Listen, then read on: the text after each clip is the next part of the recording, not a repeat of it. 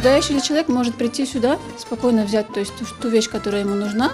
Если он не найдет ее здесь, то есть у нас есть анкеты, в которых он может их заполнить, да, то есть записать туда то, что ему нужно, и мы уже, смотря на это, будем стараться всячески помочь ему в этом, да, то есть подобрать нужные ему вещи.